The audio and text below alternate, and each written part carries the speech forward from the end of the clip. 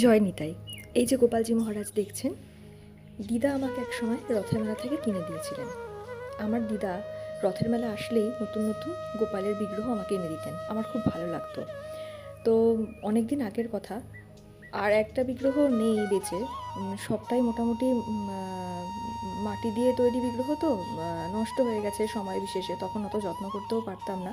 কিন্তু এই গোপালের বিগ্রহ, যেটা 5 টাকা দিয়ে আমার দিদা এনে দিয়েছিলেন, আমার খুবই প্রিয় ছিল। একবার তো পড়ে ভেঙে যায়, তো আমার বাবা খুব কেঁদেছিলাম, তো বাবা তাকে যত্ন করে সুন্দরভাবে আবার একদম আগের মতো করে দিয়েছিলেন। তো যাই হোক, গোপাল অনেক দিন ধরে জীর্ণশীর্ণ অবস্থায় পড়েছিলেন, তো ভাবলাম যে না, গোপালকে একটু অঙ্গরাগ করা দরকার। তো সেহেতু নিয়ে বসেছি। দেখুন তো কেমন হয়েছে অঙ্গরাগটা। সবাই কিন্তু কমেন্টে জানাবেন যদি ভালো লেগে থাকে।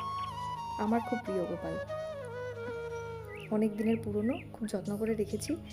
তো অঙ্গরাগ করা ছিল না, দোকান থেকে যেমন কিনে এনেছিল সেরকমই ছিল। তো তাকে আজকে নতুন করে অঙ্গরাগ করছি, দেখতে ভালো লাগার জন্য। সবাই দেখুন, কেমন হয়েছে জানাবেন। ভালো লাগলে একটা লাইক করবেন। জয় নিতাই, সবাই ভালো থাকবেন।